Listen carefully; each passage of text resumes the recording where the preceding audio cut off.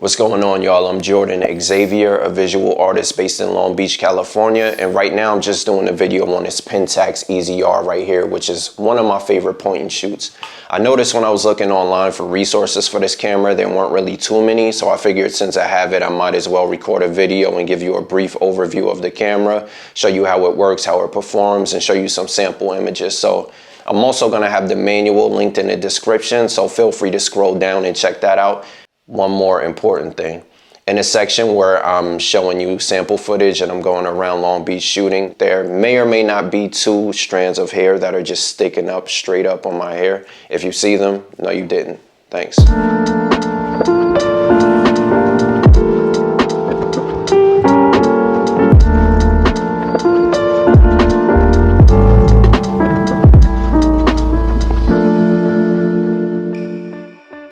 So this is the Pentax iqzoom EZY-R, a simple point and shoot that Pentax released in around 1998 or 1999. This one has a 38 to 70 millimeter lens, which is a pretty standard range for a point and shoot, and it has a minimum aperture of 4.8 at the wide end and 8.5 on the telephoto end, meaning it's not going to be the best in low light, especially if you're zoomed in or if you're using a 70 millimeter. So if you're using it at night, you definitely want to stick to the wide end at 38 and or use the flash if applicable. All right, so let's take a look at the battery first. And one thing to note is that you do have a tripod mount on this camera, which is nice because a lot of point and shoots don't actually have a tripod mount. And let's open the battery door up there. And this takes the CR123A battery. I normally get mine from Amazon or Home Depot, something like that. You could probably also find them at department stores as well. I don't think they're too hard to find. And to load the battery, you'll see on the battery door it has a positive sign, so you want the positive terminal of the battery to face that. So you're just gonna put the battery negative side in first, positive terminal sticking, positive side sticking up, and yeah, that's pretty much it. Once you have the battery loaded, this is the power button right here, and if it's loaded properly, when you press the power button, it should turn on, the lens should extend a little bit, and you should see the exposure counter as well. I don't have any film in yet, so it's just gonna say 0 for now. So yeah, like I said, the red button is the power button, and this big oval button right here is a shutter button. So when you have film in here, when you press this, it's gonna take a photo. Also, it doubles as the focus button as well. So what that does is if you're taking a picture of someone or something and they're not in the center of the frame, what you can do is turn the camera towards them, half press the focus button or the shutter button, and then reposition the camera, still holding the button down, and then fully press to take the picture. And it's gonna focus lock and exposure lock on that person. This button right here controls the drive mode, so if you press it once, it's gonna put the self timer on. So that's good if you wanna take like self portraits or anything like that. It's a 10-second timer. And if you press it one more time, that's infinity focus. So if you're taking a photo of a landscape or something, a distant object in a frame, then you pretty much wanna enable that, and it's gonna make sure that whatever is in a distance is in focus. And one thing I skipped over is right here. This is how you control the zoom range. So if you see those 3 little trees right there, that's for the wide end, which we are already at right now. And if you go towards a single tree right there, it pushes the lens out, and that takes you to the 70 millimeter telephoto side. This button right here is for red eye reduction. I've used it, I've tested it out. I haven't really noticed much of a difference, and you can always do that in post-processing now if you really want to, so I would just leave that off really. This button right here with the little lightning strike on it, that's the flash, and this button is important because it controls a few different things. So if you press it once, it's gonna have flash always on. So if you take a photo with this setting enabled, it's gonna flash no matter what. If you press it one more time, that disables the flash, and it has that little moonlight icon right there. So that means you're taking a photo at night and you don't want the flash enabled. So what that does is it gives the camera a longer shutter speed, so it's gonna let more light in to basically compensate for dim light or low light, and it's gonna make sure that it's exposed properly if you're shooting at night.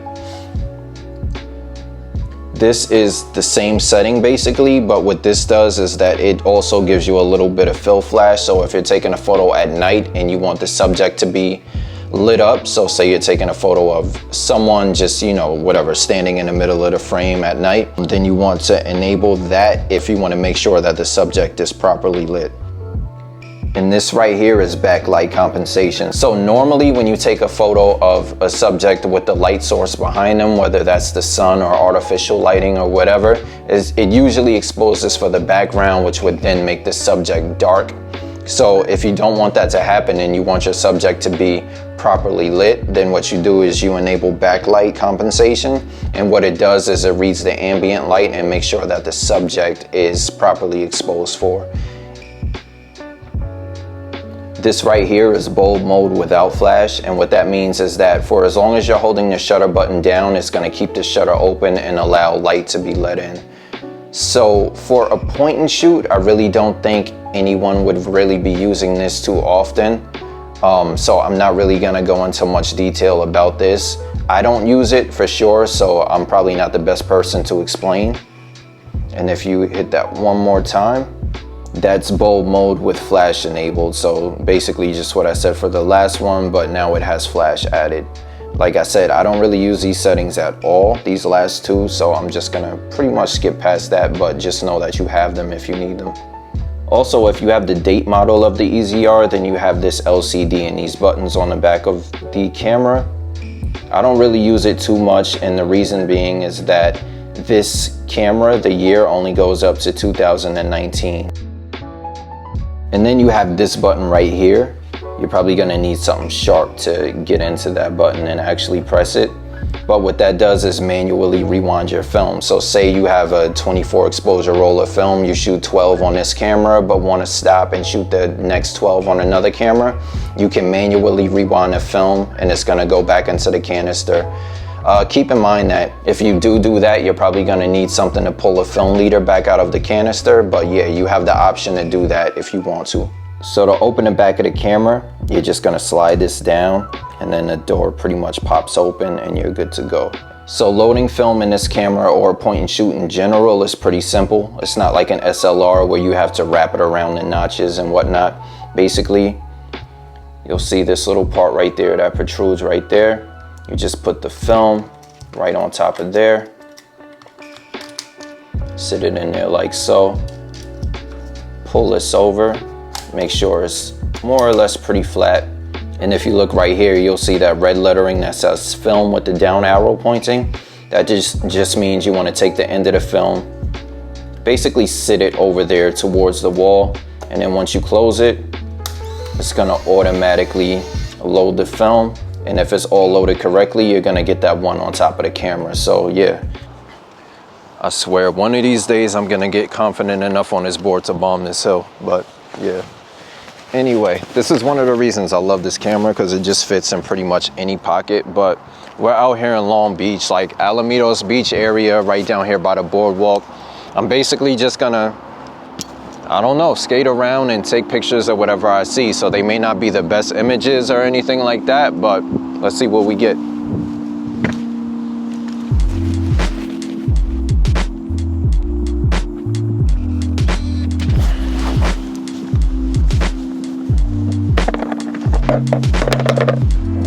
This is probably my favorite weather for taking photos right now. Like, you have this slightly overcast sky, you get this density in the clouds and whatnot, the light's nice and diffused, and you get the golden light from the sunset. And then blue hour is about to look crazy as hell too, just because of the cloud coverage, so yeah.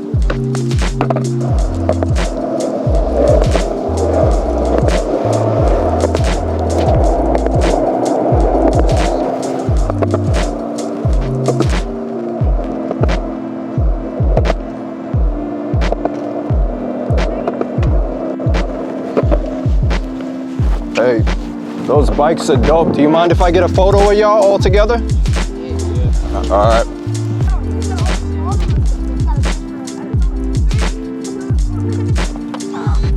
All right, I'm gonna take like...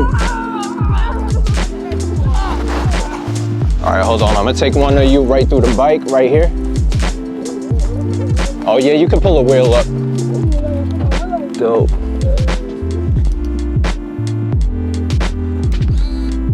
One more. All right, that's dope. Y'all all ride together? Yeah. That's dope. All right. Thank you. Yeah, no problem. All right, thank you. Thank you. Y'all be safe out here. I don't even know if this is all in frame, but we shall see.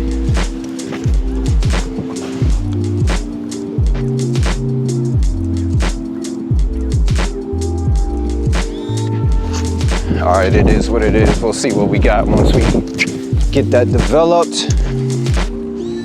Dope. So this is my motherfucking brother, Joseph Allende right here. He's helping me film today. So all of the shots that you see of me, he'll be taking those right here. How mad would you be if I asked you to like spit a 16 or something, right? Bust a rap for corporate. Nah, I ain't gonna do that to you. But nah, I'm gonna link it. I'm gonna link it in this description.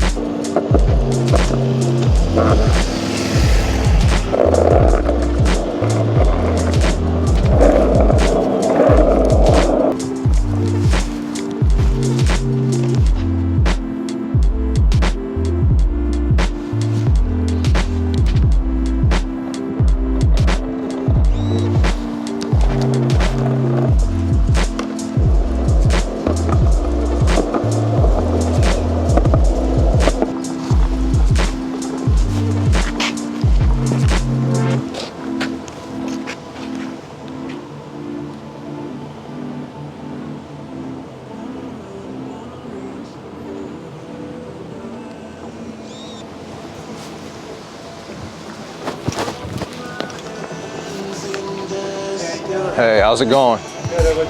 Not bad, not bad. Just enjoying the sun. Oh, this. I don't want to shoot this.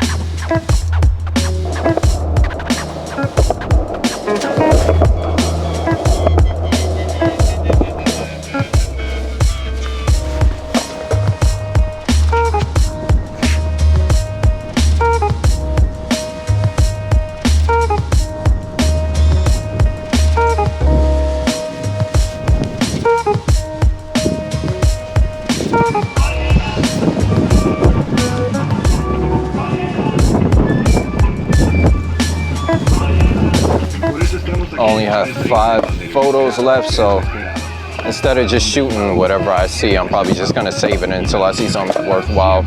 Sun's gonna set, so you're gonna get that blue hour, and I don't want to miss like some dope shots just because I was shooting whatever. So yeah, we'll see how that goes. I think the photo that I just took is probably my favorite photo that I've taken today, but we'll see how it turns out after it gets developed.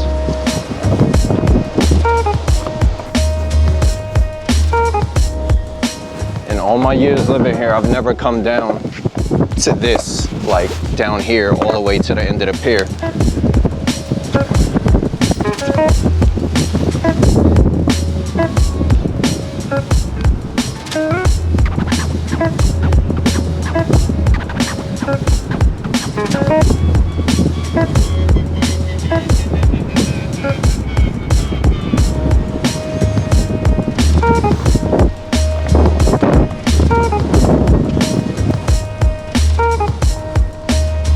That's it. Last shot. Now it just rewinds on its own. You don't have to worry about doing anything. See the numbers counting down.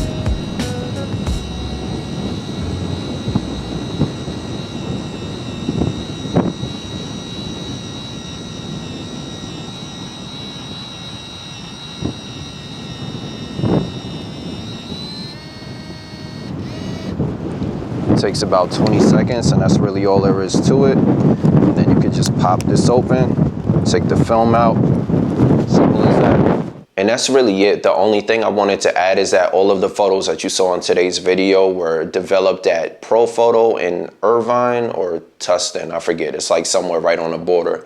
And they were scanned by me, home scans on my Epson V600. So, like I said in the beginning, this is already one of my favorite point and shoots, mostly just because of the size and the convenience and whatnot. You could just slip it into any pocket. I really don't have any complaints. As you saw, all of the photos came out pretty nice. The only thing I do wish is that it had a wider maximum aperture, something like a 2.8, but 2.8 point and shoots are going for way too much on the market right now, so can't really have everything. Yeah, I think that's it. If I didn't cover anything, or if you have any more questions, feel free to leave a comment. You know the deal. Please like and subscribe if this video helped at all, because like I said, it definitely helps out the channel and it helps me deliver more content. So that's pretty much it. Happy New Year, and be safe though. Free tax.